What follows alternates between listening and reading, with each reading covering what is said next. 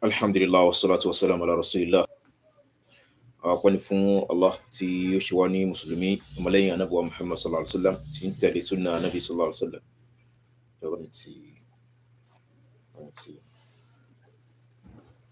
So, à ń bẹ̀ kó dákun kó má mú wa kúrò lójú ọ̀nà ìtẹ̀lé òjíṣẹ́ rẹ̀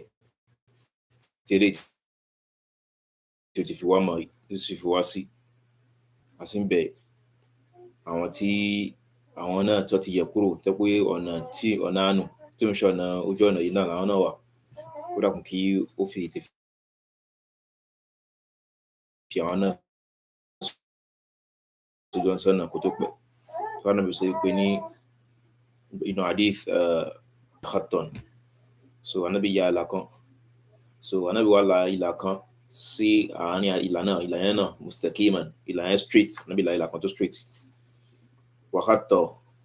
Ànábì wá la ìlà kan sáwọn ìtẹ̀tí ìlà náà khututan, ó la àwọn wá fa àwọn ìlà kan sí ìtẹ̀tí rẹ̀ lọ́tún àti lósì. Ànábì wá ní hadha siratullahi mustaqim, eléyìí lójú ọ̀nà Ọlọ́run bá tó lọ geere. Ìyẹn ni pé ní straight láti ibẹ̀ tẹ́ fi dé,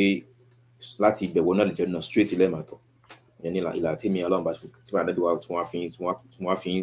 fi yín mọ̀. Ṣùgbọ́n àwọn ìlànà tí a rí yìí ó ní fi kulli sabilin shaytan wa hadhihi subul, ó láwọn ilé làwọn ojú ọ̀nà míì, àwọn ilé làwọn ojú ọ̀nà fi kulli sabilin shaytan, lórí ojú ọ̀nà kankan náà ni shaytan ń bẹ. Ìyẹn náà ni pé ní ojú ọ̀nà Allah ta'ala ní ká Ànábì tọ̀ fún wa, àwọn náà láà máa tọ̀. Tá bá fi lọ gún níta lọ yẹ̀ kúrò, á bọ̀ sí kan náà ojú ọ̀nà shaytan tí ó pé ní wọ́n ṣe kí ni wọ́n sọ àánú kó lójú ọ̀nà tá fi wọnú náà. So wa anna hadha sirati mustaqiman fattabi'uhu, Ọlọ́run ní eléyìí náà ní ojú ọ̀nà mi tó lọ geere, tó dúró, tó kó náà ní ọ̀nà tó dúró tí ò gún, tí ò sí, tí ó kó náà lọ́nà tó dúró tí ò gún rí, tí ò gún kúrò lójú, tí ó jẹ́ òun náà lọ́nà ọ̀la. Fattabi'uhu, Ọlọ́run ní ẹ tẹ̀lé ọ̀nà yìí, ìyẹn ọ̀nà tí Ànábì sallallahu alaihi wasallam tó wá fi wá, tó wá pè wá sí, tó wá fi mọ̀ wá. Wala tattabi'u subul, ẹ má ṣe tẹ̀lé àwọn ojú ọ̀nà gẹ́gẹ́ Ànábì ṣàlàyé nínú hadith. Fatafarraqa bikum an sabili, ká má ṣe mú yín kúrò, ká má ṣe mú yín ya kúrò lójú ojú ọ̀nà yìí, níbi ojú ọ̀nà Allah. Dhalikum wassakum bihi la'allakum tattaqun. So àwọn eléyìí ni Ọlọ́run bá ṣe kí ni ló ń ṣe àsọsílẹ̀ fún yín bí ẹ páyà Ọlọ́run bá, bí ẹ dẹni tí ń páyà Ọlọ́run bá. So orí ẹ pé ní ká fi tẹ̀lé ìlànà Ànábì sallallahu alaihi wasallam tí ṣe sunnah rẹ̀, tó pé ìlànà rẹ̀ ojú ọ̀nà rẹ̀ tó fi tọ̀lé fún wa bá ṣe Islam, òun náà ń pè ní sunnah rẹ̀ lábáwá, tó sì ń pè ní sunnah nínú Islam tí ó rújú. So òun náà láfi wà al-jannah. Tá bá ń ṣe Islam tó wáyé pé Islam yẹn takò sunnah Ànábì sallallahu alaihi wasallam, tó dájú náà ni pé ní ojú ọ̀nà gún ní gẹ́gẹ́ bí Ànábì ṣàlàyé nínú hadith. So eléyìí ọpẹ́ ńlá ni tí ẹ ká máa dá ní gbogbo àkọlà, èyí tí a fẹ́ fi ṣe tí ò ní gùn rárá. So tá fẹ́ ṣe pé wá sí nàkíyèsí, so òun náà ni ọ̀rọ̀ tí wọ́n ní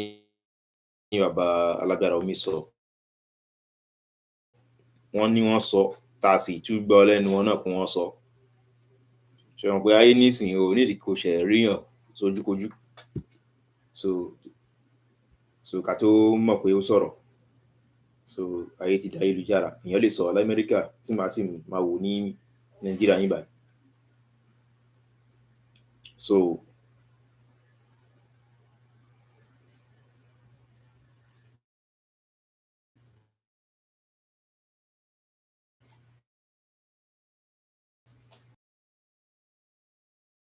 ẹni tó ń pè ní Ibn Taymiyyah, mi ò sí kí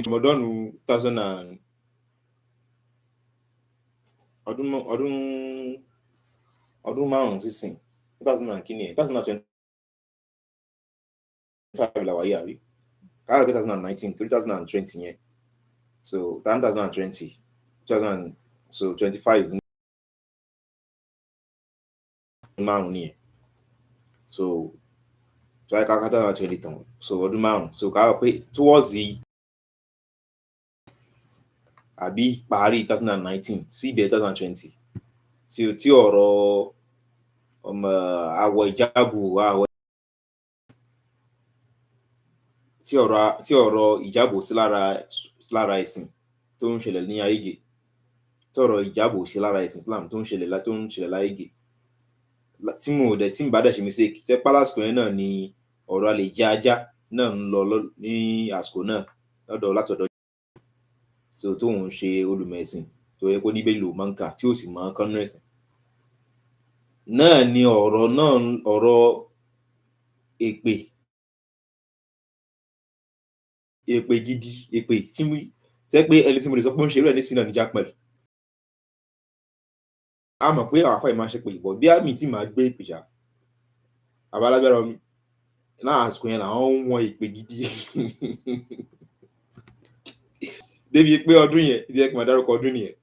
mo wá fún àwọn afáà náà lórúkọ mẹ́ta wọ́n á sọ àwọn èèyàn pé ẹ jìnnà sáwọn afáà mẹ́ta kọ nínú àwẹ̀ tó máa ń sábà kó wà fún lecture public lecture káàkiri àti tá à ń ṣe ní mọ́ṣáláṣí fáwọn èèyàn so mo á láwọn afáà mẹ́ta ẹ jìnnà sí wọn o ńlá láwọ̀kọ́ bàbá Agége, bàbá Alájà àti bàbá Elépè àwọn èèyàn fi gbé tásìrì bàbá Elépè o ọlọ́run bàbá Elégé bàbá Agége o àwọn náà bàbá Alájà àwọn mìtẹ̀ láwọn bàbá Alájà àṣẹ sọ fún wọn àní bàbá Elépè alágbára omi nì ẹ̀yin ò gbé àbí ẹ̀rí pé wọ́n ṣẹ̀ tẹ́lẹ̀ àbí ẹ̀rí pé ọ̀rọ̀ owó dà wọ́n pọ̀ wọ́n wá gba owó lọ́wọ́ ẹ̀ èpè gidi bá so òun náà ni àìfún ọ ní regard jẹ́ sèyàn ní mọ bí òun ṣe kí ni bí òun ṣe bá lò ń bí ọ̀rọ̀ àbí ń bí ṣe nígbà tí Ànábì sọ fóbìnrin kan pé kó ṣe sùúrù nígbà tó ń sunkún pọ́mọ òun kú kó ló sọ wọn náà bí ó ní ilé ìka àní làmtúsọ bíbí sílẹ̀ pé mo sí ìbàtì fi mí lẹ̀ ní tó ṣe mí ò tí ì ṣọ́ kò mẹ́ni tó ń wọ́n ṣe àtúntò Ànábì bá ní ló wà lọ́kàn lẹ́kùn ló sọ ayé lọ sórí Ànábì gbà mi ò mọ̀ pé wọ́n ni mo bá sọ̀rọ̀ Ànábì ṣe àṣọ ń gbé ní à ìnà sọ́bùrù ìdá sọ́dà mọ́ ti dùn là ṣùgbọ́n àbá ṣẹ̀wà sùúrù là máa ń ṣe nígbà tó bá kọ́kọ́ ṣẹ̀wà so Ànábì náà ti rí pé kò mọ̀ wọn so ẹni gbígbà tí Ànábì ń bẹ̀ yẹn ó sọ tó fẹ́ sọ gbà tó wá mọ̀ Ànábì ó yẹ ti lọ ṣe kí ni ó yẹ ti lọ túbà ó yẹ ti lọ wá foríjì so àwọn àfáà ìwọ̀n mọ àwọn tó ń pè ní àwọn àfáà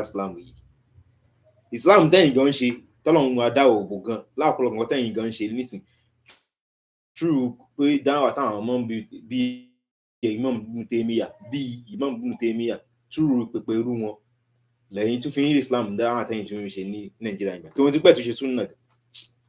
Sheikh Adam tira tawhid da'awat wọ́n ní innal ulama alladhina kanu qudwatan salihah lid-du'at kathirun minhum Ahmad ibn Hanbal wal Bukhari wa Muslim tawhid da'awat page 233 nínú tírà Sheikh Adam page 233 wọ́n máa bí a ti tẹ́ ọ̀tọ́bọ̀n àti wọ́n tẹ̀ tẹ́lẹ̀ pẹ̀lú ọ̀tọ́bọ̀n àti wọ́n tọ́ bá àtọ́ tẹ̀ so mi mọ́tò kọ́ mọ́tò bá àyẹn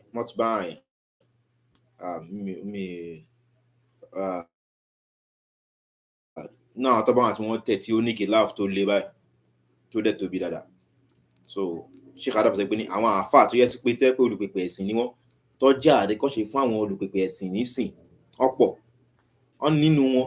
ẹ̀wọ̀n wá sọkọ́ pọ̀ tó bá dákọ nínú wọn ẹ wá wo àwọn tó dárúkọ yẹn sí àti ẹ wá fi wọn àwọn tó kù táwọn náà tẹ ìlànà wọn nínú wọn ni Ahmad bin Hanbal Imam Ahmad wal Bukhari àti Imam Bukhari wa Muslim àti Imam Muslim Imam Bukhari tí ọmọ tó ń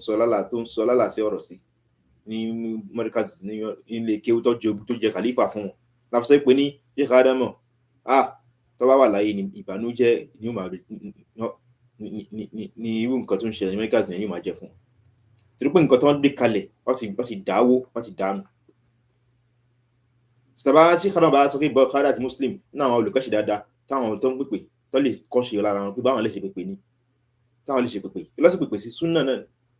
láfi rí tí wàá Sheikh Adam tó fi ń sọ pé àwọn Markaz táwọn fẹ́ kọ́ máa ṣe ní kọ́ máa ka tírà súnà àwọn ẹgbẹ́ orí ẹ lọ ka ad-din an-nasiha ní tí Sheikh Adam wáyé sọ àwọn fẹ́ kọ́ máa wo tírà súnà kọ́ máa kà kọ́ lè fi ṣe kí kọ́ lè fi mọ súnà náà so tó bá yẹ pé àwọn Sheikh Adam kàkàlẹ̀ tó sì sọ pọ̀ ó túmọ̀ sí pé àwọn tó tún pèpè sí ọ̀dà tí wọ́n tẹ́ pé ẹ̀mẹ̀wà lẹ́ẹ̀ máa gbọ́ ọ̀fi sọ̀hí ó bẹnu sọ Bukhari nǹkan ìkọ̀ ìpè àwọn náà níbi Ibn Taymiyyah tí ṣe kẹ́dà àwọn náà sì sọ tó sì fi rinlẹ̀ gan láwọn ibòmíì gan pé Ibn Taymiyyah tó fi ọ̀rọ̀ wọn gan rinlẹ̀ gan náà tíra wọn mí. So Ibn Taymiyyah yẹn náà ní alágbára mi jẹ́ pé síra ṣe kàdámà gan bí a ló ka ẹ̀ kan bẹ̀ gan yanjú rí tó wá ń sọ ọ̀rọ̀ Ibn Taymiyyah so lọ́wọ́ àwọn ìpè fún àwọn afásún náà gbà yẹn òun náà ló wá lè mú wọn ṣiṣẹ́ dá sí ọ̀rọ̀ ganu sí ilé Wasiu Ayinde wọn àti ìmọ̀ sọ̀rọ̀ débì kan ẹni sáré sọ̀rọ̀ Ibn Taymiyyah ẹ̀ ká gbọ́ nǹkan tí wọ́n sọ ká fẹ́ fi èsì sí.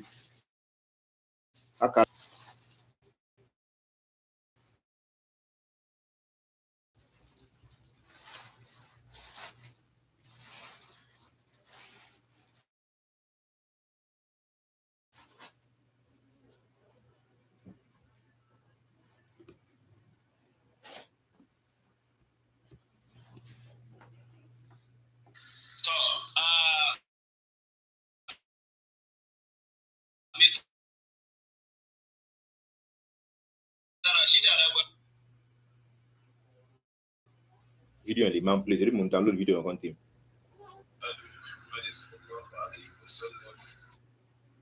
Kò ní gbà wá lásìkò lọ títí ní àti bẹ́ẹ̀ bẹ́ẹ̀ lọ.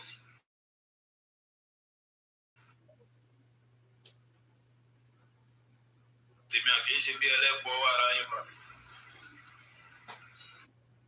Ẹlẹ́kùn ẹni tẹ́ ń wọlé ìṣàfihàn sọ̀rọ̀ dáadáa. Gbogbo àwọn èèyàn bá tẹ̀ ń sọ̀rọ̀ nípa ẹ̀. Sọ wọ́n wá lé